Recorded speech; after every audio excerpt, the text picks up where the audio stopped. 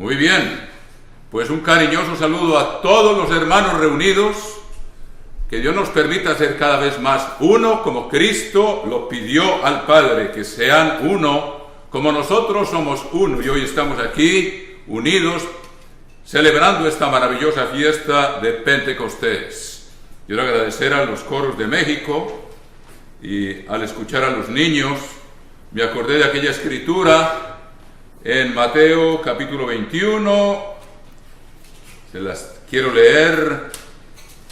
Es hermoso ver cómo cantan esas criaturas, y felicitaciones a Erika, que desde hace mucho tiempo ha tenido esa iniciativa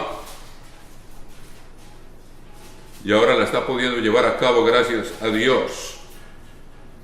En el capítulo 21 del Evangelio de Mateo, versículo 15, Mateo capítulo 21, versículo 15, Jesucristo acababa de entrar en su entrada triunfal a Jerusalén pocos días antes de su muerte, y dice en el versículo 15 del capítulo 21 de Mateo: pero los principales sacerdotes y los escribas, viendo las maravillas que hacía, y a los muchachos aclamando en el templo y diciendo: Hosana al Hijo de David, se indignaron y le dijeron: ¿oyes lo que estos dicen? Y Jesús les dijo: sí, ¿nunca leísteis de la boca de los niños y de los que maman perfeccionaste la alabanza? Ahí vemos entonces la alabanza perfeccionada por la boca de los niños en la iglesia del Dios viviente, cantando para todas las congregaciones reunidas hoy. Queridos hermanos, no quería proceder con el tema central de hoy, y agradeciendo también el primer mensaje que nos puso en perspectiva el señor Adalberto Díaz, y la oración de don Jorge, tan sincera y del corazón, que el Eterno lo oiga y nos ayude. Hermano, ustedes bien saben que el señor Roderick Meredith falleció hace pocos días, y quisiera comentar un poco al respecto. Ustedes saben que tuve una relación muy especial con él fue mi profesor, y de aún antes de yo llegar a Ambassador College, cuando leía yo la revista y los artículos que él escribía, me impactaba profundamente la convicción con que escribía este hombre acerca de la necesidad de la conversión nuestra y de la esperanza del reino de Dios y de nuestro futuro papel como reyes y sacerdotes. Luego, cuando estuve en Ambassador College, fue mi profesor de muchas materias, a veces lo veía todos los días de la semana. Y luego, cuando vine a la Iglesia de Dios Global, después de la apostasía que ocurrió en la Iglesia Universal, entablamos una amistad. Él me llamaba, Mario es mi amigo, y solo quería expresarles que tenemos dolor por su partida, así como el pueblo de Israel lloró la muerte de Moisés, pues también corrieron unas lágrimas por nuestro rostro por el fallecimiento del doctor Meredith, y profunda gratitud debemos a Dios y a este hombre que ahora duerme apaciblemente esperando el sonido de la séptima trompeta. Mucho recibimos por medio de él como instrumento de Dios. Para mí fue absolutamente claro, Dios me dio el discernimiento para, con toda convicción, saber que este hombre Dios lo había escogido para continuar la obra de la predicación del Evangelio del reino de Dios al mundo, y para organizar su iglesia, de la cual Jesucristo dijo que las puertas del sepulcro no prevalecerán contra ella. Y la obra continuó después del señor Armstrong, y Dios se valió principalmente del doctor Meredith, por medio del cual Dios organizó su iglesia con consejo de ancianos, y se cumplió lo que estaba escrito acerca de la iglesia de Filadelfia, y se sigue cumpliendo: retén lo que tienes para que ninguno tome tu corona. El doctor Meredith fue un ejemplo viviente de retener lo que nos fue dado durante la era de Filadelfia bajo el instrumento de Dios del señor Herbert Armstrong.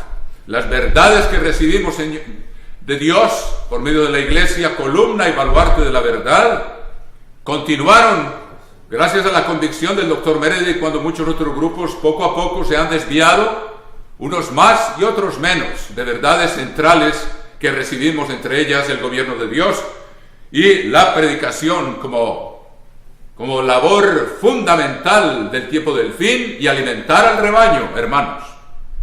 Y solo quiero decirles que Dios también inspiró al Dr. Meredith antes de fallecer, y consultó él con todo el Consejo de Ancianos, del cual yo soy parte. No me siento digno, se los digo sinceramente, pero Dios permitió por medio del Dr. Meredith que yo estuviera ahí.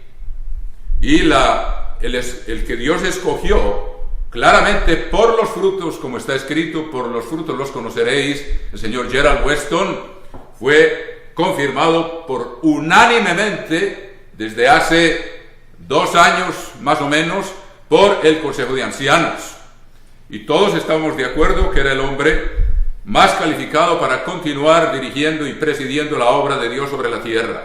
Ahora que el señor Meredith ha fallecido y ahora duerme, tenemos la absoluta certeza, hermanos, la transición se ha hecho serenamente. Es muy importante y muy interesante observar que el Dr. Meredith se agravó a partir más o menos del mes de febrero, marzo.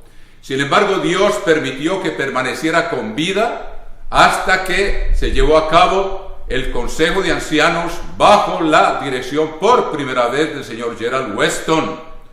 Eso se llevó a cabo después de la Semana de Panes sin Levadura aquí en la sede, y ahí yo estuve ahí sentado por bendición de Dios, que no merezco, como se los digo. El señor Weston dirigió el Consejo de Ancianos magistralmente, con humildad y con sabiduría. Se veía clarísimamente que Dios lo había escogido para continuar presidiendo su obra, de la cual las puertas del Hades, las puertas del infierno o del sepulcro no prevalecerán. Esta iglesia, hermanos, va a continuar hasta el retorno de Cristo. Algunos tendrán el privilegio, o tendremos, de ser considerados dignos de escapar de la gran tribulación, y estarán en pie en el lugar de refugio el día que suene la 7ª trompeta. O sea que esta obra continuará de una manera o de otra, hermanos, y otros pasarán por la gran tribulación, pero la obra de Dios continuará, los unos dando testimonio con sus vidas de la convicción profunda que tienen de ser fieles al pacto que hicieron con Jesucristo, y otros que habrán sido dignos de escapar estarán velando día y noche, orando y esperando la venida de nuestro amado Señor Jesucristo. Y es lo que tenemos que tener muy en cuenta todos nosotros, hermanos, los que amamos su venida, como dice el apóstol Pablo. Quisiera leer para concluir con respecto a estos comentarios sobre el Dr. Meredith. Como les dije, tuve el privilegio de estar muy cerca de él. Muchas veces me invitó a hospedarme en su casa cuando yo todavía vivía en San Diego y venía a Charlotte para los consejos de ancianos. Muchas ocasiones me hospedé en casa del Dr. Meredith, así que tuvimos una amistad muy cercana, y de lo cual estoy profundamente agradecido con Dios y con él. Le guardo muchísima gratitud. Veamos lo que escribe el apóstol Pablo en la segunda epístola a Timoteo. Si quieren, por favor, hermanos, dirigirse allá. Segunda epístola a Timoteo, capítulo 4. Dice en el versículo 6, dice el apóstol Pablo: porque yo ya estoy para ser sacrificado y el tiempo de mi partida está cercano. El doctor Meredith sabía, aunque él no murió mártir, pero fue probado. Tuvo que sufrir duras pruebas hacia el final de su vida, hermanos. Yo fui una de las primeras personas que habló con él después de que le dio el derrame cerebral. Lo llamé de San Diego, tenía algo que preguntarle, y me contestó la esposa y me dijo: Mario, ¿sabe lo que le ocurrió a mi esposo? Le dije: ¿qué le pasó? Me dijo: le dio un derrame. Yo me asusté, para decírselo francamente, porque le dije: Dios mío, no estamos preparados todavía para una transición si el doctor Meredith no puede seguir ejerciendo el papel de evangelista que preside. Y entonces me dijo la señora Meredith: ¿quieres hablar con él? Y yo le dije: ¿puede hablar? Y me dijo: sí, ¿cómo no? Y hablé con él y me habló normalmente, aunque él quedó muy impedido creo que de su lado izquierdo, Dios no le quitó el habla, ni le quitó la habilidad de escribir. Y pudo seguir escribiendo casi hasta el último mes, antes de morir, produciendo, dejándonos un ejemplo de ética de trabajo verdaderamente admirable, totalmente entregado a la obra de la difusión del Evangelio, al servicio de Jesucristo y de nosotros, hermanos. Entonces, yo tuve la oportunidad de hablar con él y me dijo: Mario, yo quiero aprender todo lo que Dios quiere que yo aprenda de esta prueba, de este derrame. Y eso le duró como casi 7 o más años. Tuvo que pasar por esa prueba. Él decía que se sentía como en prisión. Sin embargo, perseveró, nunca se quejó. A veces hacía un comentario, decía: me siento como en la cárcel, como que estoy preso, porque no, el cuerpo ya no me obedece. Él fue un atleta toda su vida, fue campeón desde joven de atletismo y de boxeo. Pero el hombre perseveró, dándonos un ejemplo verdaderamente admirable de cómo perseverar en medio de las pruebas. Quisiera entonces continuar aquí leyendo las palabras del apóstol Pablo, del cual el doctor Mérida era el especialista, y ahora va a salir una serie en la revista que les pido que estudien cuidadosamente. Se trata de la tesis doctoral del doctor Meredith en Ambassador College sobre la Reforma Protestante. Saben que en este año del 2017 se cumplen los 500 años de la Reforma Protestante iniciada por Martín Lutero. El doctor Meredith escribió una tesis doctoral acerca de ese suceso histórico que marcó el ritmo de la historia, yo diría aún del mundo, y es un análisis, hermanos, que no hay nadie que lo pueda hacer sino alguien que conoce la verdad, que conoce la verdadera iglesia, que sabe cuál es la verdadera iglesia de Dios y que puede discernir una iglesia falsa y a sus hijas. O sea que es una labor extraordinaria, y en la próxima revista, Dios mediante, van a recibir la primera entrega de ese estudio magistral sobre la Reforma Protestante, la tesis doctoral del doctor Meredith. Como dice en la Biblia, los justos mueren y sus obras siguen con ellos. O sea que él seguirá produciendo fruto, aún después de muerto. Sus obras seguirán hablando de que fue un siervo de Dios. Entonces dice aquí, en 2 Timoteo 4:6, porque yo ya estoy para ser sacrificado, y el tiempo de mi partida está cercano. El doctor Meredith sabía, ustedes saben que tuvo su primera esposa, murió de cáncer, su segunda esposa murió de cáncer, él también murió de cáncer, y tuvo que pasar por años de prueba, hermanos. O sea que el hombre fue refinado, su fe fue refinada, y siguió siendo un ejemplo hasta lo último para nosotros, por lo cual estamos muy agradecidos. Y es interesante, se me olvidó decirles, cuando el Consejo de Ancianos terminó, dirigido por primera vez, ahora hace unas semanas, por el señor Weston, al otro día Dios permitió que el doctor Meredith ya durmiera el sueño de los justos, para esperar el sonido de la séptima trompeta. O sea que quedó la transición tan suave como se podría imaginar. Y la obra sigue su curso, y nadie puede impedir que la iglesia del Dios viviente siga adelante, cumpliendo esta misión de alimentar al rebaño y de anunciar las buenas nuevas del reino de Dios al mundo entero. Entonces dice aquí, 2 Timoteo 4:6, porque yo ya estoy para ser sacrificado, y el tiempo de mi partida está cercano. El doctor Meredith ya lo sabía. He peleado la buena batalla. Ya les dije que pasó por muchas pruebas. Perdió la primera esposa, perdió la segunda esposa, le dio un derrame cerebral y tuvo que sufrir también dolores de cáncer. He peleado la buena batalla. He acabado la carrera. Qué ejemplo para nosotros, hermanos. He guardado la fe. Por lo demás, me está guardada la corona de justicia, la cual me dará el Señor juez justo en aquel día, y no solo a mí, sino también a todos los que aman su venida.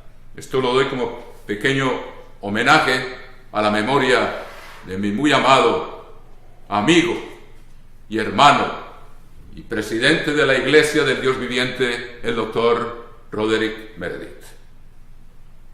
Ahora bien, hermanos, ahora estamos celebrando la fiesta de los tabernáculos. Cristian también dijo fiesta de los tabernáculos. La fiesta de Pentecostés, hermanos, que es una etapa más del cumplimiento del plan de Dios. Lo que Dios el Padre y Jesucristo, que en aquel entonces se llamaban Dios y el Verbo, antes de empezar a crear el universo, ya tenían un propósito en mente. Hermanos, tratemos de imaginar aquello. Antes de Dios pronunciar lo que los científicos llaman el Big Bang, que fue esa palabra de trueno que se escuchó hasta los confines del universo, y Dios creó los cielos y la tierra.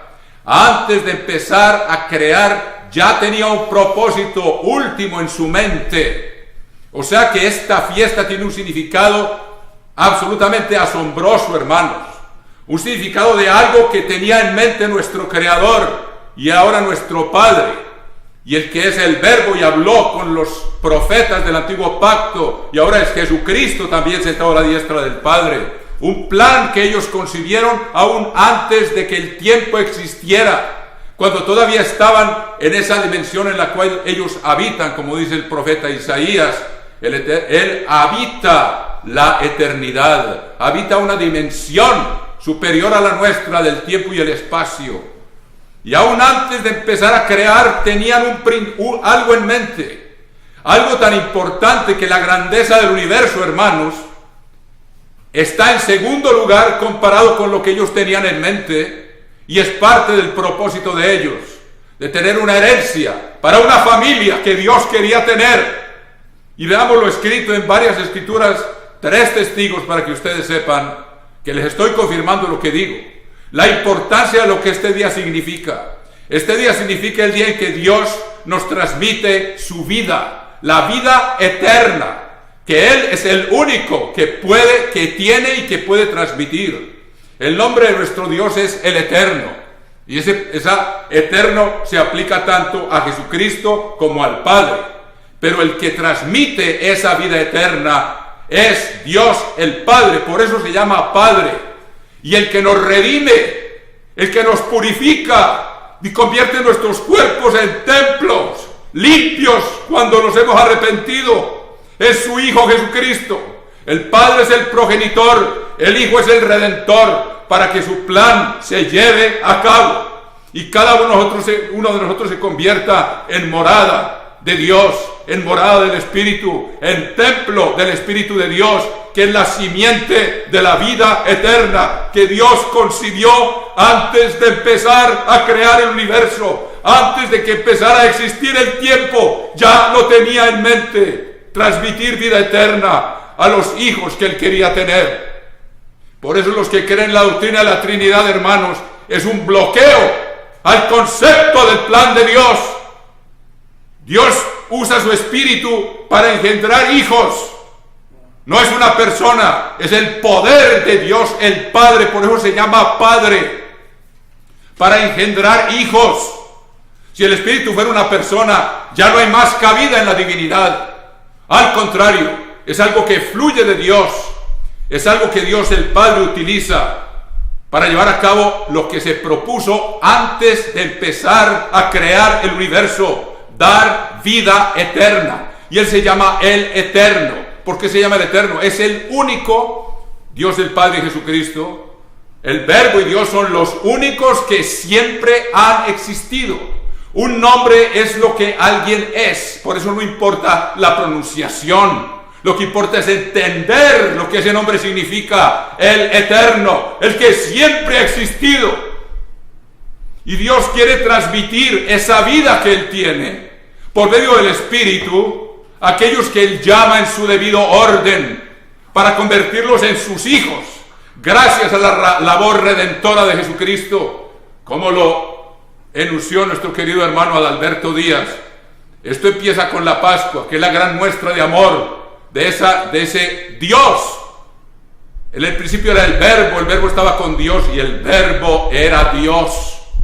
Y Él se comprometió, si nosotros los que habíamos de ser creados íbamos en contra de esa ley, sin la cual no podemos recibir vida eterna. Al joven rico, cuando le preguntó a Jesús, ¿qué le dijo? Si quieres entrar en la vida, guarda los mandamientos. Es el camino para poder ser engendrado, primero y para poder ser resucitado o nacer de nuevo en la familia de Dios, en el reino de Dios, para heredar el universo entero. Sin esa obediencia, hermanos, no se puede. O sea que no lo tomemos a la ligera. Pero miremos unas cuantas escrituras que nos demuestran que Dios tenía en mente lo que hoy estamos celebrando. Cuando Él dio ese Espíritu Santo, estaba transmitiendo la simiente de su propia esencia, del eterno, a hijos que habrían de recibir esa vida eterna. Y lo que es interesante, hermanos, es que esa simiente que Dios nos da cuando somos bautizados, después de habernos arrepentido, el arrepentimiento tiene que ser un cambio de vida antes del bautismo. Un cambio tiene que ocurrir antes. Si no ocurre ese cambio, no puede haber bautismo. Ahora puede que después caigamos, pero ya no vivimos en pecado, ya no practicamos el pecado, ya andamos por este camino, a veces tropezamos, nos levantamos, pedimos perdón. Padre, yo te amo y te lo quiero demostrar obedeciéndote, porque este es el amor. Que guardemos sus mandamientos, y sus mandamientos no son pesados. Cuando a veces tropezamos, porque hemos sido llamados a esta relación de amor, lo sentimos, porque es como si le estuviéramos diciendo: Dios Padre, ¿acaso no te amo? Si he tropezado no es porque no te amo, perdóname, que yo quiero seguir en ese camino hasta el fin. Eso es lo que este día significa, hermanos. Es grandioso. Antes del universo, Dios estaba pensando en nosotros, hermanos, para transmitirnos vida eterna. Y lo que es más asombroso es que, aún antes de crear el universo, Dios creó los ángeles. Y a los ángeles Dios no tenía planeados hacerlos parte de su familia íntima, nacidos de sus entrañas. Los ángeles fueron creados.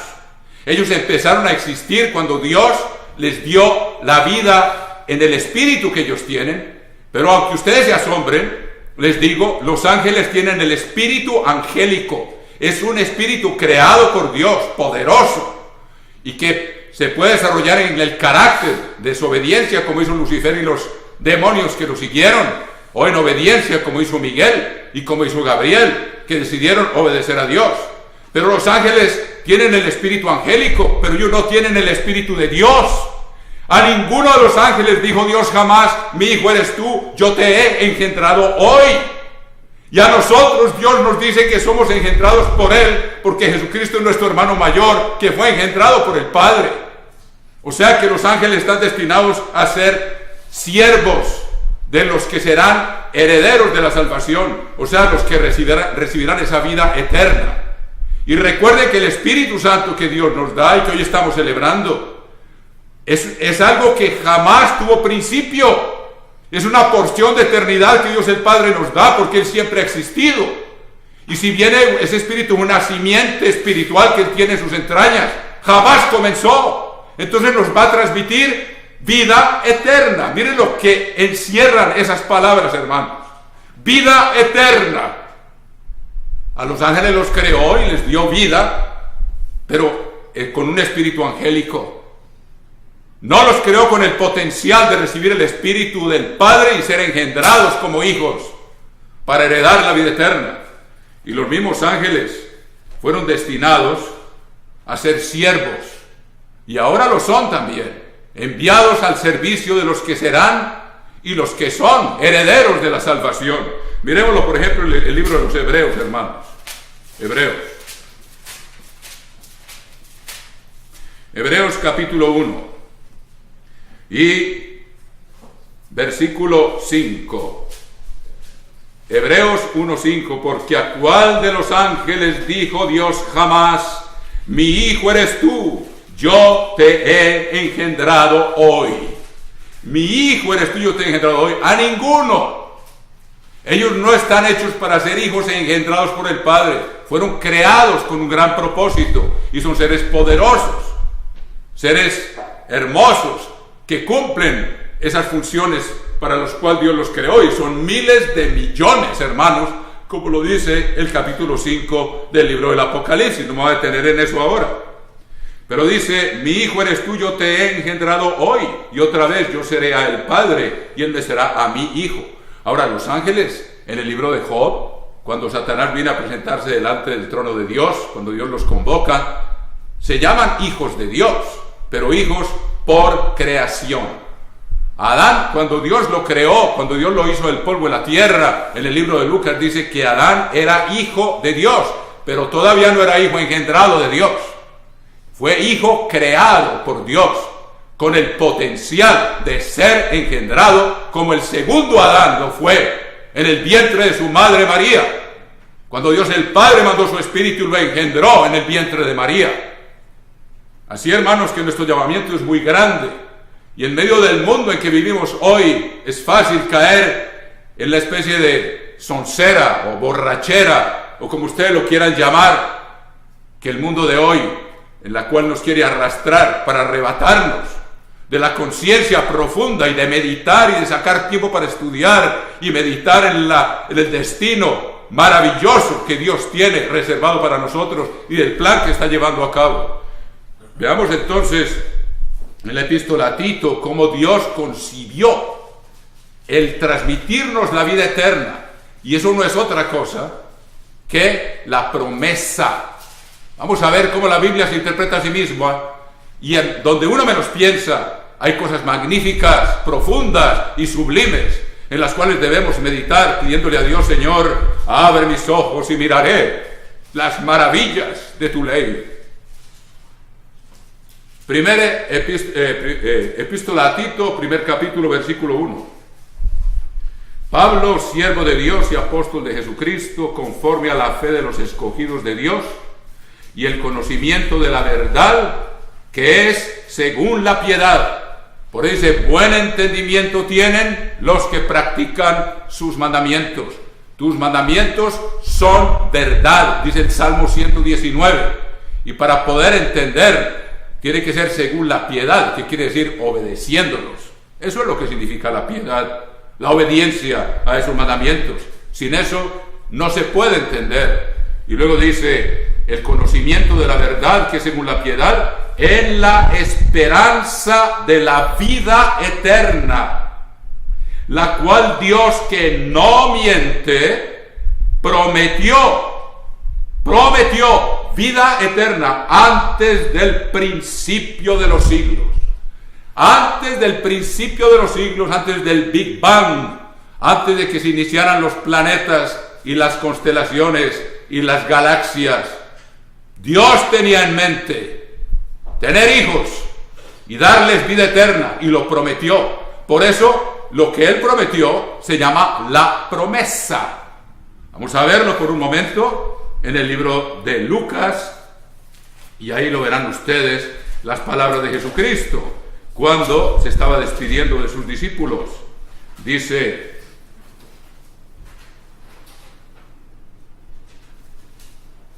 veámoslo en el libro de los Hechos de los Apóstoles, hermanos, Hechos de los Apóstoles, capítulo 1. En el primer tratado, oh Teófilo, hablé acerca de todas las cosas que Jesús comenzó a hacer y a enseñar, hasta el día en que fue recibido arriba, después de haber dado mandamientos por el Espíritu Santo a los apóstoles que había escogido, a quienes también, después de haber padecido, se presentó vivo con muchas pruebas indubitables, apareciéndoseles durante 40 días y hablándoles acerca del reino de Dios. Y estando juntos les mandó que no se fueran de Jerusalén, sino que esperasen la promesa del Padre. ¿Qué dice en Tito? Dice: Dios, que no miente, dice, prometió vida eterna desde antes del principio de los siglos. Esa vida eterna que Dios había prometido antes de crear el universo, les dijo Jesucristo: no se vayan hasta que no reciban esa promesa. Esa promesa era el Espíritu Santo, la simiente de la vida eterna, que los iba a engendrar, como Jesucristo fue engendrado también, el Padre. Y a nosotros igual, hermanos.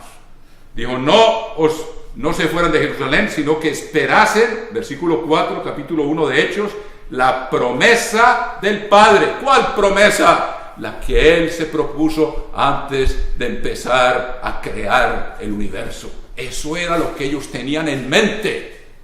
Tener hijos de los cuales somos nosotros, hermanos, y los que nos han precedido y los que aún están por delante. Somos los que tenemos el privilegio, como lo explicó Adalberto, de ser las primicias. Después de Jesucristo, nosotros somos los primeros. Y me escucharon hace unos días en México un sermón sobre los primogénitos. Y Dios lo hace en su debido orden, según los órdenes de las cosechas de la tierra santa. Primero las primicias de la cebada. Jesucristo es el primero que nació de los muertos, el primero que nació de nuevo, el primogénito de toda creación. Y luego siguen los primogénitos, que son los que serán su esposa. Y todo parece indicar que van a ser 144,000, hermanos.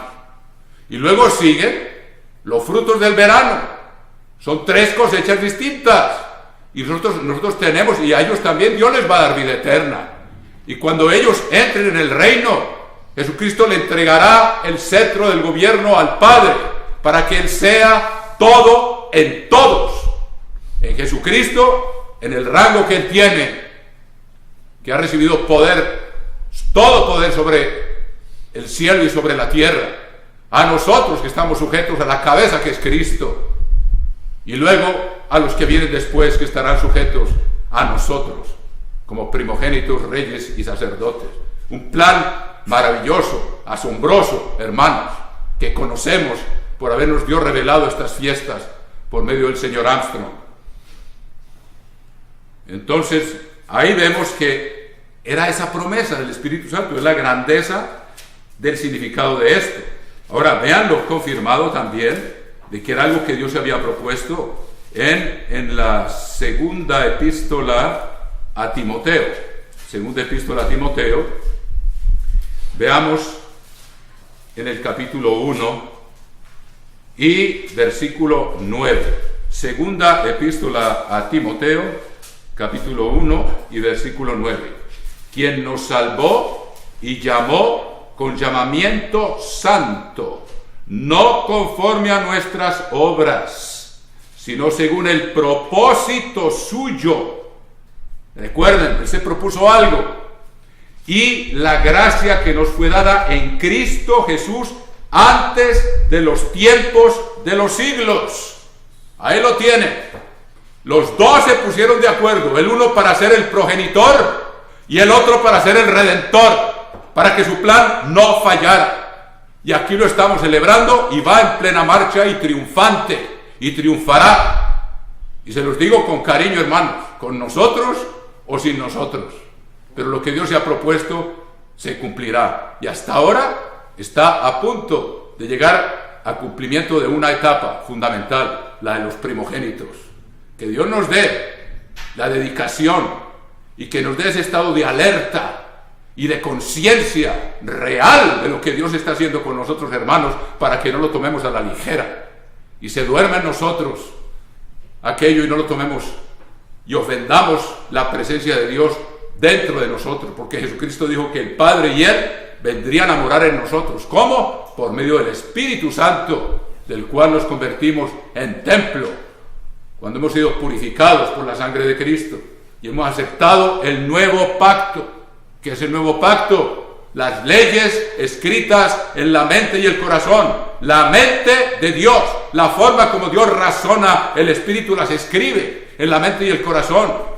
Después de que este cuerpo ha sido purificado por la sangre de Cristo y que nos hemos arrepentido y hemos aceptado ese sacrificio, entonces nos convertimos en templo de la presencia de Dios el Padre y Jesucristo por medio de la presencia del Espíritu que escribe sus leyes en la mente y en el corazón, en la cual tenemos que perseverar hasta el fin, como lo hizo el doctor Meredith. Gran ejemplo para nosotros. Una vez más, quien nos llamó, 2 Timoteo 1:9, con llamamiento santo, no conforme a nuestras obras, sino según el propósito suyo, lo que se había propuesto. ¿Cuándo? Ya lo he dicho varias veces, usted ya debe tenerlo claro en sus mentes. Y la gracia que nos fue dada en Cristo. El Padre dijo, les voy a dar vida eterna, pero si ellos se desvían, porque les voy a dar libre albedrío, tú pagas por ello. Y desde ese tiempo Él ya se había ofrecido para que el plan que ellos concibieron no fallara. Y no ha fallado. A veces algunos han fallado, pero Cristo dijo, nadie los puede quitar de mi mano. Si alguien se va es porque él mismo decide irse. Pero Dios no deja ni abandona a nadie que le tema y que lo invoque de verdad. Nunca Dios habrá abandonado a alguien así. Tiene que ser alguien que decide abandonar este camino, definitivamente. Es decisión de cada uno. Antes, la gracia que nos fue dada en Cristo Jesús antes de los tiempos de los siglos. Ahora veamos algo, hermanos, en Efesios, para confirmar esta maravillosa afirmación. En Efesios, el apóstol Pablo escribe en el capítulo 3 de la epístola a los Efesios. Capítulo 3, versículo 8. Epístola a los Efesios, capítulo 3, versículo 8. A mí que soy menos que el más pequeño de todos los santos, me fue dada esta gracia de anunciar entre los gentiles, entre nosotros, hermanos, el evangelio de las inescrutables riquezas de Cristo. Podemos vislumbrar lo que Dios está haciendo, pero no entender la plena magnitud y la profundidad y la altura y la anchura, como dice Pablo en esta misma epístola, de lo que Dios está haciendo con nosotros y de lo que este día significa. Y de aclarar a todos cuál sea la dispensación del misterio escondido desde los siglos en Dios que creó todas las cosas. Ese propósito que ellos se hicieron permaneció oculto. Dios no lo reveló claramente hasta que Jesucristo vino. Jesucristo vino a revelar al Padre y a darnos las buenas nuevas exactamente de que nos vino a dar esa vida eterna y a ser parte de la familia de Dios, de la cual Él es el primogénito, el primero engendrado, y se convirtió en ser humano. Hermanos, entonces veamos aquí, y de aclarar a todos, Efesios 3:9, cuál sea la dispensación del misterio escondido desde los siglos en Dios que creó todas las cosas. Dios no lo reveló. Las fiestas, ¿qué significaban las fiestas para el pueblo de Israel? Eran fiestas de cosecha. Cuando ustedes van, en Colombia yo sé que hay las fiestas de la cosecha del maíz y en los Andes también existen. Cuando hay cosecha el pueblo se alegra porque hay comida, porque ha habido bendición, porque hubo lluvia y la tierra produjo y tienen para alimentarse y alimentar a sus familias, a sus hijitos. Entonces, cada fiesta, 3 cosechas al año, era una celebración, una fiesta de cosecha. El pueblo, hasta que Cristo vino, ¿y por qué Él subía a cada fiesta? Porque había algo escondido detrás de eso.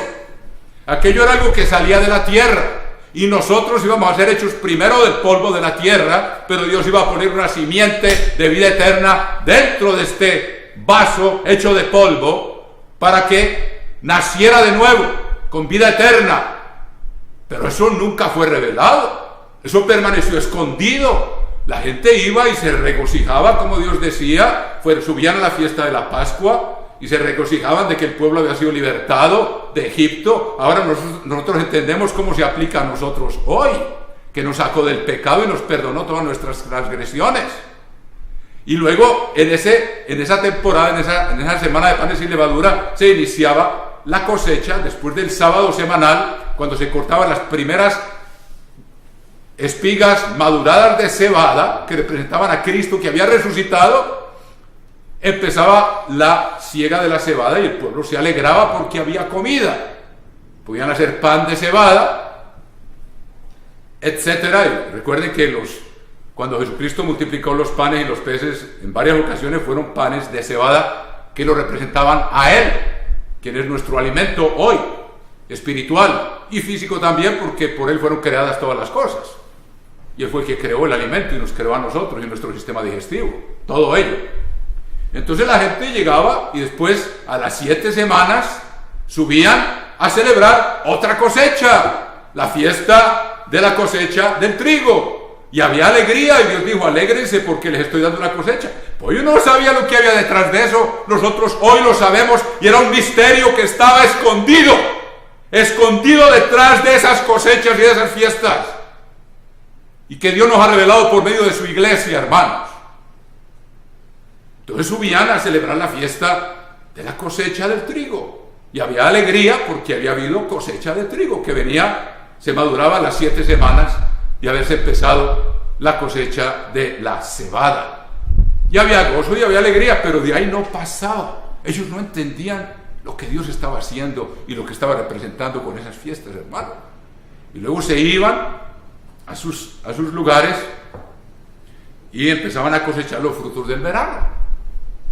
Y cuando recogían, como dice, su grano, su vino y su aceite, quiere decir cuando recogían las uvas y hacían la vendimia y hacían el vino y luego las aceitunas y hacían el aceite, había otro motivo de celebrar, otra cosecha, la fiesta de los tabernáculos, y la gente subía y se alegraba y tomaban vino y tomaban sidra sin embriagarse. Dios nunca ha dado permiso para embriagarse, pero el pueblo estaba alegre, había abundancia, pero no sabían lo que había detrás de eso, que Dios iba a salvar al mundo entero, hermanos. La tercera cosecha, que representa el milenio y el juicio del gran trono blanco, hermanos. Eso estaba escondido, era un misterio que el pueblo no entendía y que Dios no había revelado, y que ni aún los profetas entendían. Ellos sabían que algo estaba pasando, algo había detrás de esto, y eso lo explica el apóstol Pedro. Creo que fue una escritura a la cual hizo alusión nuestro hermano Alberto. Dice en el capítulo 1, primera epístola de San Pedro, capítulo 1, versículo 9, obteniendo el fin de vuestra fe, primera Pedro 1, 9, que es la salvación de vuestras almas. ¿Qué quiere decir? El que recibimos vida eterna y un cuerpo espiritual. El alma, acuerden que un alma muerta es un cuerpo muerto, y la salvación del alma es que recibimos un cuerpo espiritual que ya no puede morir, sobre el cual la segunda muerte no tiene ningún poder. Eso es lo que significa. Los profetas que profetizaron de la gracia destinada a vosotros inquirieron y diligentemente indagaron acerca de esta salvación. Ellos querían saber qué es lo que Dios está haciendo. Hay algo más allá del aspecto físico de las cosechas. Pero ahí estaba escondido y ni Salomón lo pudo entender. Salomón lo dice como en 3 o 4 ocasiones en el libro del Eclesiastés. Léanlo, dice: por mucho que nos esforcemos, no sabemos qué es lo que Dios está haciendo aquí abajo. Él veía que todo daba vueltas, el viento volteaba, los ríos desembocaban en el mar y después evaporaban y volvían a la montaña y volvían a correr. Pero ¿cuál era el fin de todo ello? El mismo Salomón no lo entendió. Jesucristo les dijo a los discípulos: bienaventurados vuestros oídos y vuestros ojos por lo que ven y vuestros oídos por lo que oyen, porque muchos profetas y reyes quisieron oír lo que vosotros oís y no lo oyeron, y quisieron ver lo que vosotros veis y no lo vieron. Pero veamos aquí primero esto y veámoslo en Lucas. Y dice, Primera Pedro 1.10. Primera Pedro 1.10. Los profetas que profetizaron de la gracia destinada a vosotros inquirieron y diligentemente indagaron acerca de esta salvación, escudriñando qué persona y qué tiempo indicaba el Espíritu de Cristo que estaba en ellos. O sea, ellos están representados por uno de esos panes con levadura, porque eran seres en carne y hueso, pero que tenían el Espíritu Santo ya, pero no les fue revelado. Y vean lo que dice aquí: el cual anunciaba de antemano los sufrimientos de Cristo, la labor de Redentor, para que el Padre pudiera cumplir su papel de progenitor, lo que ellos se propusieron antes de empezar a crear el universo. Y luego dice: y las glorias que vendrían tras ellos. Como Dios y la gloria de Dios iba a engrandecer cuando Dios sea todo en todos, hermanos. Todos salvos, la humanidad, miles y miles de millones de hijos, cada uno en su debido orden, las cosechas, una detrás de la otra, un misterio escondido, hermanos, que nosotros hoy entendemos. A esto se les reveló que no para sí mismos, versículo 12, sino para nosotros. Administraban las cosas que ahora os son anunciadas por los que os han predicado el Evangelio por el Espíritu Santo enviado del cielo, cosas en las cuales anhelan mirar los ángeles. Ya les dije que los ángeles tienen un espíritu angélico y son siervos, y Jesucristo les dijo a sus discípulos: ahora sois mis amigos. El siervo no sabe lo que hace su Señor. Los ángeles, Pablo lo dice inspirado por Dios, son siervos. ¿Y cómo aprenden los ángeles esos misterios, ese plan que Dios tenía de reproducirse a sí mismo, creando al ser humano, primero del polvo de la tierra, engendrándolo con su espíritu para convertirlo luego en un hijo nacido de él con un cuerpo glorioso semejante al de la gloria del Padre que lo engendró? Ni los ángeles sabían qué era lo que Dios estaba haciendo, hermano. Aquí lo dice, cosas en las cuales anhelan mirar los ángeles. Viene como el apóstol Pablo en Efesios, si queremos volver allá por favor, dice lo mismo, hermanos, para que vean ustedes la grandeza de lo que representa el Espíritu Santo que Dios nos da para poder entender estas promesas que antes estaban ocultas, hermanos. Pues vamos a Efesios. Dice en el capítulo 3, una vez más, y versículo 8, capítulo 3, versículo 8. Ya no demos por sentado el conocimiento que tenemos, hermanos. Es mucho lo que Dios nos ha revelado y tenemos que mantener vivo eso y meditar en ello y dar gracias y alabanza a Dios continuamente por lo que está haciendo con nosotros y saber que somos más importantes a los ojos de Él que el universo entero, porque para eso creó el universo, por nosotros, para darnos una herencia, como un papá que deja una herencia a sus hijos. Hermanos, y el mismo universo va a ser liberado del estado de vanidad en que está, de vacuidad. Los grandes científicos de la NASA y todos ellos mandan cohetes y mandan sondas espaciales para explorar el universo, si encuentran vida por allá en otra parte. La Biblia dice que está sometido a vacuidad hasta que se manifiesten los hijos de Dios, hasta que nazcamos de nuevo con cuerpos espirituales para poder administrar el universo. El ser humano matemáticamente no puede dominar el universo, hermanos, en un cuerpo físico. Si hay distancias de miles de años luz, aún si llegamos a viajar a la velocidad de la luz, ¿cuántas generaciones tienen que ir en un cohete o en una sonda de esas, teniendo hijos y bisnietos y tataranietos completamente aislados? Es imposible, hermanos, para llegar a una estrella o una galaxia que está a 1000 años luz de aquí. Solo con un cuerpo espiritual semejante al de la gloria de nuestro Padre, que creó el universo, que habló y salió. La materia empezó a existir cuando Dios, con su energía, el poder que fluye eternamente de Él, habló y existió. Lo dijo y fue hecho. Asombroso, hermanos. O sea que únicamente el universo va a ser liberado del estado de vacuidad en que está, como dice Romanos claramente, cuando Dios empiece a revelar a sus hijos, cuando dejemos de ser barro y si hemos vencido por ser fieles a esa ley escrita aquí, en la mente y el corazón, el nuevo pacto. Si somos fieles podremos regir el universo con un poder de desplazarnos más rápido que la velocidad del pensamiento, hermanos. El futuro glorioso que nos espera en el reino de Dios. Eso estamos celebrando hoy. El plan de Dios sigue triunfante, hermanos. Seamos parte de Él. Esforcémonos. Mantengámonos alerta. Oremos en todo tiempo y lugar. Así fue como Cristo lo dijo. En la corriente que el mundo hoy nos presenta, hermanos, la única manera de sobrevivir es esa. Es luchando por mantener encendida esa luz de la verdad, de ese misterio que estaba escondido y que nosotros ahora entendemos.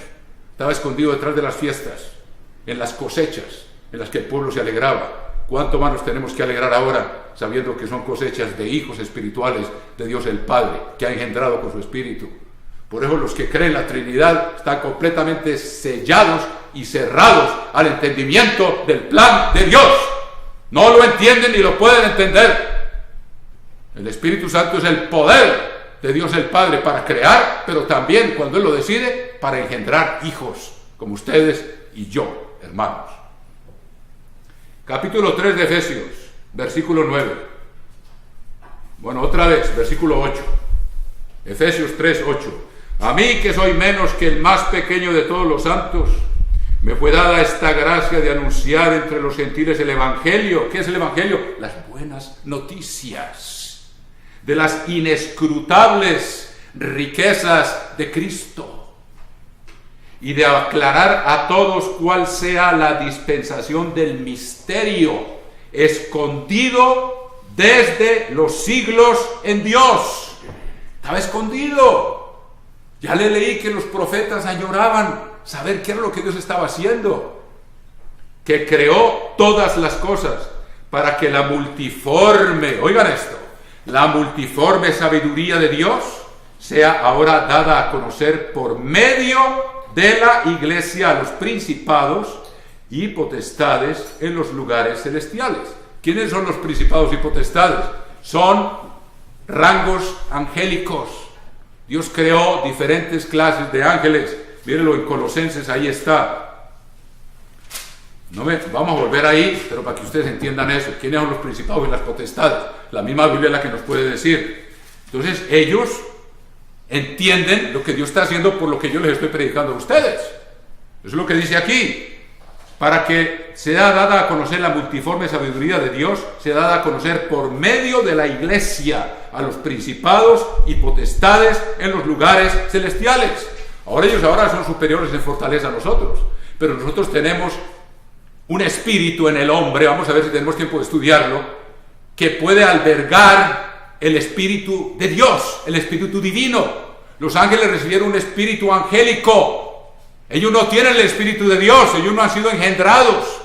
Nosotros somos engendrados, los que hemos recibido el Espíritu Santo y los que ahora se están preparando. El Espíritu está con ellos, guiándolos al arrepentimiento, para que llegue el momento y que tomen esa decisión y sean bautizados y se les impongan las manos y reciban ese espíritu que ni los ángeles tienen, hermanos.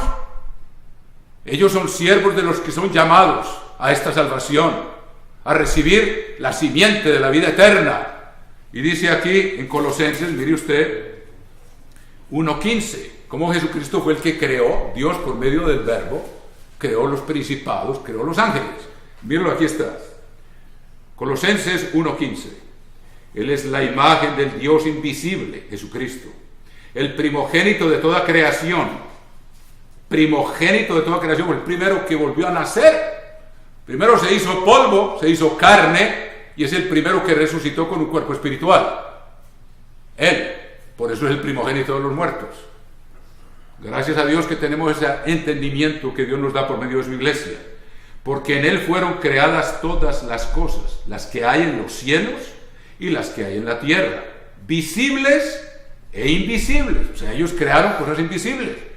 Cuando el Verbo y Dios, que son Jesucristo y el Padre ahora, crearon el universo, ellos antes de eso ya habían creado a los ángeles, pero no con el potencial de ser hijos engendrados, sino como hijos creados para servicio de los que iban a ser hijos engendrados después, más adelante.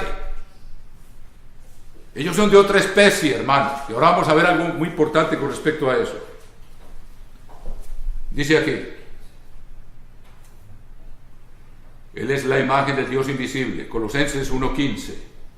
Porque en Él fueron creadas todas las cosas, las que hay en los cielos y las que hay en la tierra, visibles e invisibles, por medio del Verbo, por medio de Jesucristo fueron hechas. Sean tronos, al parecer son los 24 ancianos que están sentados en tronos, con coronas, que Juan vio, es el primero, es el único que los ha visto, pero ahí nos los describe en el capítulo 4 y el capítulo 5 del libro del Apocalipsis, y están sentados en tronos, son ancianos. O sea, son el consejo de ancianos de Dios el Padre y de Jesucristo. Tienen un consejo de ancianos. Y ellos son los que decidieron lo que iban a hacer con Nabucodonosor cuando se le subió a la cabeza su gloria y su honor y su honra y su poder. Lo convirtieron en bestia 7 años por decisión de los vigilantes, que quiere decir los ángeles. Tal vez ese consejo de ancianos, ellos fueron los que Dios les preguntó. Dios a veces pregunta, y de hecho ustedes ven en el libro Los Reyes, cuando se necesitaba que alguien engañara a Acab, rey de Israel, para que fuera a pelear contra los sirios. Dios le preguntó, ¿cómo hacemos? Le preguntó a los ángeles que estaban ahí reunidos alrededor del trono. A Dios le gusta eso, hermanos. Pedir consejo, no lo necesita. Pero Él es humilde también, asombroso. Jesucristo dijo, aprended de mí, que soy manso y humilde de corazón. Y Él es el reflejo del carácter perfecto de su Padre. ¿Quiénes somos nosotros para inflarnos? Para creernos algo, hermanos.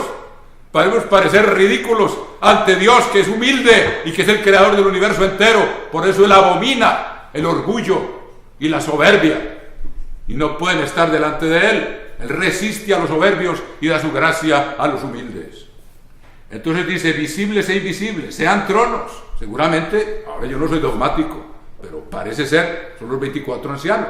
Fueron creados por el Verbo, fueron creados por Jesucristo, pero fueron creados con un espíritu angélico, no con el Espíritu Santo, que puede ser el espíritu que nosotros tenemos. Ahora vamos a ver eso. El espíritu en el hombre está hecho a semejanza de la mente de Dios.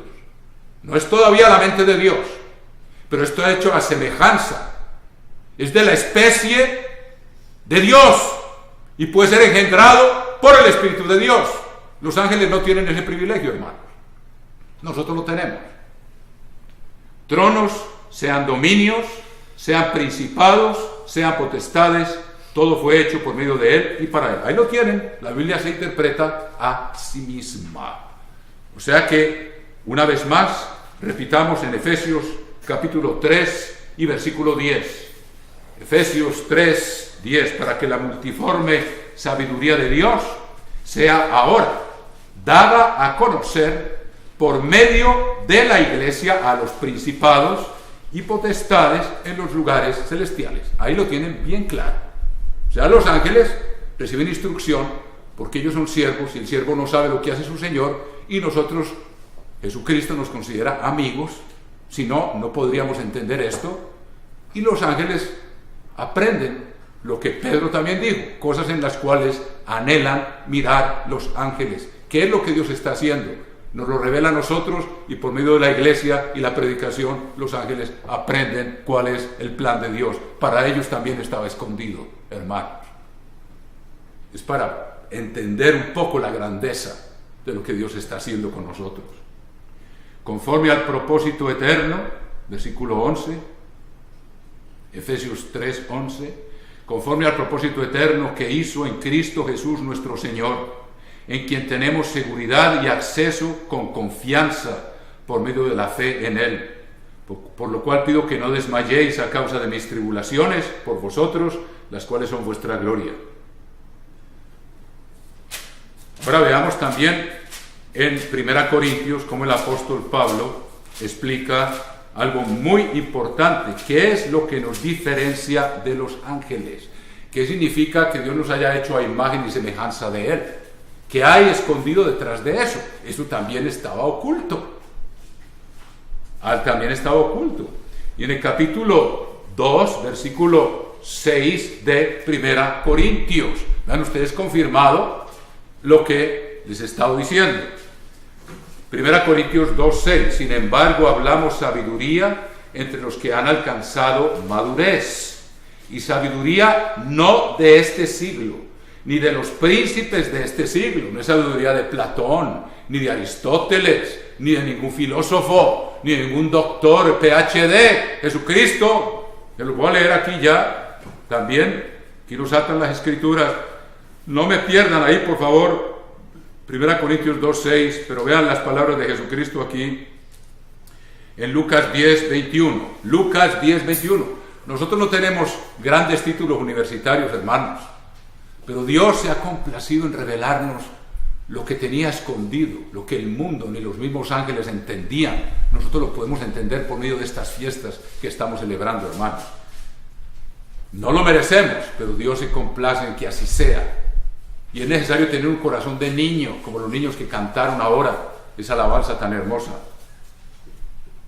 Lucas 10:21. En aquella misma hora Jesús se regocijó en el Espíritu y dijo: yo te alabo, oh Padre, Señor del cielo y de la tierra, porque escondiste estas cosas de los sabios y entendidos.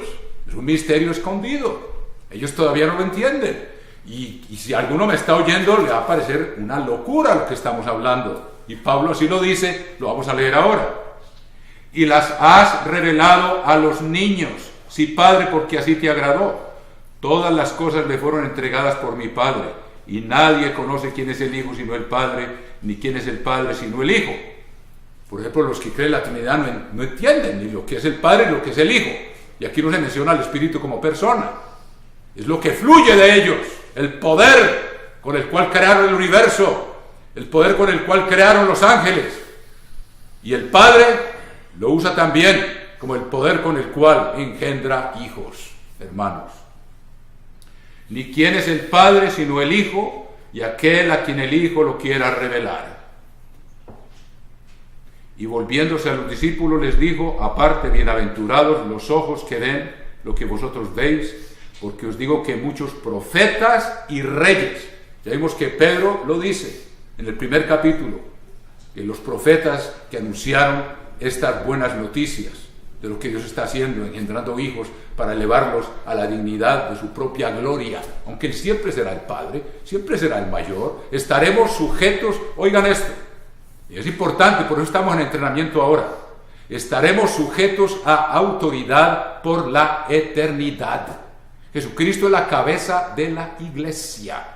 Y así como el marido es cabeza de la mujer debe estar sujeta al marido, como lo explica claramente el apóstol Pablo una y otra vez, nosotros estaremos sujetos a esa cabeza por toda la eternidad. Y Jesucristo estará sujeto al Padre, que es la cabeza de Jesucristo, por toda la eternidad. El gobierno de Dios es eterno, pero es un gobierno de amor, de dar. Y Jesucristo es el mayor ejemplo, que derramó hasta la última gota para rescatar a la que habría de ser su esposa, que somos nosotros, y al resto de la humanidad, mis queridos hermanos. Porque os digo que muchos profetas y reyes desearon ver lo que vosotros veis y no lo vieron, y oír lo que vosotros oís y no lo oyeron. Vamos otra vez a 1 Corintios, hermanos, y vemos aquí la descripción de estas cosas que Dios está haciendo con nosotros, hermanos, para que no las demos por sentadas. Otra vez, capítulo 2 de Corintios, versículo 6.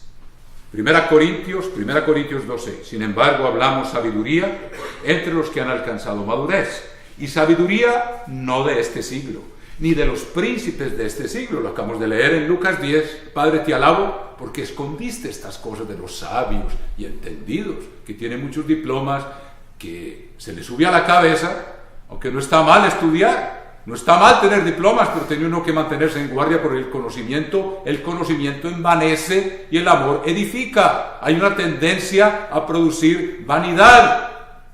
Hay tres cosas principales, que son la inteligencia y el conocimiento, la belleza y la riqueza. Las tres cosas que hicieron caer a Lucifer, quien se engañó él mismo. Dice: ni de los príncipes de este siglo que perecen, mas hablamos sabiduría de Dios en misterio, la sabiduría oculta, la cual Dios predestinó antes de los siglos para nuestra gloria. Otra vez, tercera vez, antes de los siglos, antes de que el tiempo empezara, antes de crear el universo, Dios destinó este conocimiento de que íbamos a ser hijos de Él y a heredar vida eterna y a heredar el universo. La que ninguno de los príncipes de este siglo conoció. Ahí está confirmado lo que leímos ahora en Lucas. Porque si la hubieran conocido, nunca habrían crucificado al Señor de la gloria. Antes bien, como está escrito, cosas que ojo no vio, ni oído oyó, ni han subido en corazón de hombre, son las que Dios ha preparado para los que le aman. Nosotros tenemos ya una idea de esta grandeza que Dios está haciendo con nosotros. Pero el mismo apóstol Pablo, cuando fue arrebatado al tercer cielo, oyó palabras que no le es dado al hombre expresar. Y para que no se envaneciese por la grandeza de las revelaciones que escuchó, tuvo un aguijón en la carne para mantenerlo humilde, para que no se le fuera a subir a la cabeza y Dios tuviera que rechazarlo. Por amor lo hizo, porque los seres humanos somos débiles y el conocimiento envanece, y a Pablo le puso un aguijón para que no se envaneciera y se mantuviera humilde. Pero cuántas cosas habrá que no sabemos, y a Pablo no le fue dado expresar la grandeza de las revelaciones que oyó. O sea, hay mucho más, pero aquí tenemos suficiente para meditar y alegrarnos y respetar este llamamiento. Cosas que ojo no vio, ni oído yo, ni han subido en corazón de hombre, son las que ha preparado Dios para los que le aman. ¿Quiénes son los que le aman? Otra vez, bien sencillo, los que guardan sus mandamientos. Estudiémoslos detenidamente y examinémonos, hermanos, a ver si estamos en esa categoría para poder heredar la vida eterna que Dios prometió antes del principio de los siglos. Pero Dios nos las reveló a nosotros por el Espíritu, porque el Espíritu todo lo escudriña, aún lo profundo de Dios. Jesucristo les dijo: os llamo amigos, porque ahora os doy a conocer cosas que antes, cuando nos consideraba como siervos, no nos dio a conocer. Porque ¿quién de los hombres sabe las cosas del hombre sino el espíritu del hombre que está en él? Aquí está la clave, hermano. Cuando Dios hizo al ser humano, dijo: hagamos al hombre a nuestra imagen y semejanza. Eso implica dos cosas, hermanos. Imagen y semejanza quiere decir que nuestra apariencia externa se parece a la de Dios el Padre y a la de Jesucristo. Jesucristo era la imagen visible del Padre. Cuando Felipe le preguntó: muéstranos al Padre, le dijo: Felipe, ¿cuánto sé que estoy con vosotros? ¿Acaso no me has visto? El que me ha visto a mí ha visto a mi Padre. Y estaba hablando de cosas que se podían ver físicamente. O sea que Dios el Padre, pues de hecho, aquí está descrito en el libro del Apocalipsis. Nosotros estamos hechos a semejanza de Dios, no solo en la apariencia física, aunque somos materia, porque hay cuerpo material y hay cuerpo espiritual. Cosas tan sencillas que los filósofos no entienden. Aristóteles decía que Dios no tenía cuerpo, no entendía que lo que es ser hecho a imagen y semejanza de Dios, para entender el gran misterio de que vamos a ser parte integrante de su familia, hermanos. Veamos aquí en el capítulo 1 de Apocalipsis cuál es la apariencia de Jesucristo actual. Nosotros no tenemos esa gloria, pero vamos a heredar una gloria parecida, no tan brillante como la de Él, pero dice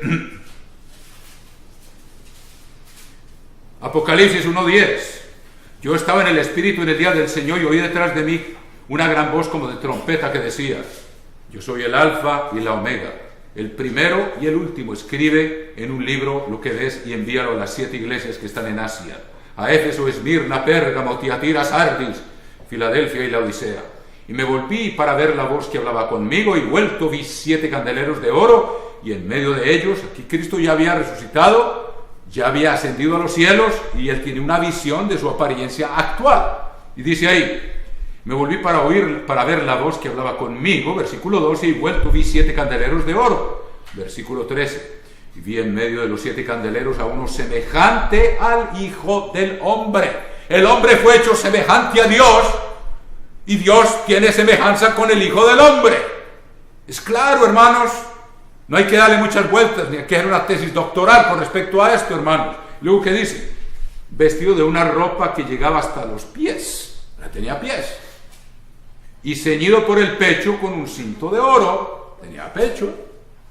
Su cabeza, ahí está, y sus cabellos eran blancos como blanca lana, como nieve. Sus ojos como llama de fuego. Ahí está. El Jesucristo glorioso, en una visión. Porque no lo vio en realidad, lo hubiera fulminado, como le dijo Dios a Moisés: no me verá hombre y vivirá. Pero Dios le está permitiendo tener una visión, y nosotros vamos a tener un cuerpo glorioso, semejante al de la gloria de Él, con menos brillo, pero semejante, hermanos.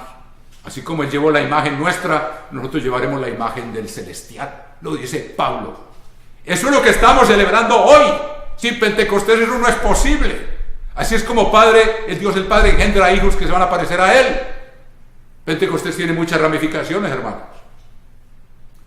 Y sus pies semejantes al bronce bruñido, refulgente como en un horno, y su voz como estruendo de muchas aguas. Tenía en su diestra 7 estrellas, y de su boca salía una espada aguda de 2 filos, y su rostro era como el sol cuando resplandece en su fuerza. ¿Y qué dice Jesucristo cuando explica la parábola de la cizaña? Los justos resplandecerán como el sol en el reino de su Padre. Ahí lo tienen, hermanos. Eso no es posible sin Pentecostés. Es necesario haber sido redimidos, habernos arrepentido y recibir ese Espíritu. Y si continuamos hasta el fin fieles a las leyes, el camino que nos lleva a la vida eterna, obedeciendo, mostrándole a Dios que lo amamos, en medio de un mundo corrupto y degenerado, día y noche, entonces recibiremos un cuerpo semejante al de la gloria de Él. Y aquí lo estamos viendo. Y brillaremos como el sol en el reino de su Padre. Todo lo estoy apoyando en la Escritura, hermano. Y luego dice, ahora veamos, aquí también se describe a Dios el Padre, en el capítulo 4. Después de esto miré, capítulo 4 de Apocalipsis, y he aquí una puerta abierta en el cielo, y la primera voz que oí como de trompeta, o sea, Jesucristo, hablando conmigo, dijo, sube acá y yo te mostraré las cosas que sucederán después de estas. Y al instante estaba yo en el Espíritu, y aquí un trono establecido en el cielo, y en el trono uno sentado. Para poderse sentar tiene que tener un cuerpo semejante al nuestro, o el nuestro semejante al de él. Y luego dice, y el aspecto del que estaba sentado era semejante a piedra de jaspe y de cornalina, y había alrededor del trono un arco iris, semejante en aspecto de la esmeralda. Y alrededor del trono había 24 tronos, y vi sentados en los tronos a 24 ancianos vestidos de ropas blancas, con coronas de oro en sus cabezas. Y del trono salían relámpagos y truenos y voces, y delante del trono ardían 7 lámparas de fuego. Es la menorá que Moisés vio y la hizo de oro con 7 lámparas de fuego, las cuales son los 7 espíritus de Dios. Y delante del trono había como un mar de vidrio semejante al cristal, y junto al trono y alrededor del trono 4 seres vivientes llenos de ojos detrás y delante. Veamos el capítulo 5. Y vi en la mano derecha del que estaba sentado en el trono. Esto es Dios el Padre, hermanos, en una visión. A Dios nadie le vio jamás. Está escrito en realidad tal como Él es. Pero aquí ya Dios nos está dando a entender que nuestro Padre, para nosotros parecernos a Él, y Él nos va a engendrar para ser espíritu, nacer con un cuerpo espiritual semejante al de su gloria. Dice, estaba sentado en el trono, y vi en la mano derecha del que estaba sentado en el trono un libro escrito por dentro y por fuera, sellado con 7 sellos. Y vi a un ángel fuerte que pregonaba a gran voz, ¿quién es digno de abrir el libro y desatar sus sellos? Y ninguno, ni en el cielo, ni en la tierra, ni debajo de la tierra, podía abrir el libro, ni aun mirarlo. Y lloraba yo mucho, porque no se había hallado a ninguno digno de abrir el libro, ni de leerlo, ni de mirarlo. Y uno de los ancianos me dijo, no llores. He aquí que el león de la tribu de Judá, la raíz de David, ha vencido para abrir el libro y desatar sus 7 sellos. Ahí tienen 2. El uno está sentado y el otro es el león de la tribu de Judá. Los dos que se propusieron llevar a cabo lo que ahora estamos viendo y prometieron vida eterna. El uno como progenitor, que es ahora nuestro Padre, y el otro como redentor, que nos perdonó y limpió nuestro templo, nuestro cuerpo, con su sangre, para que el Espíritu pudiera estar ahí y morar ahí, y pudiéramos caminar por el camino que el Espíritu escribe en la mente y en el corazón.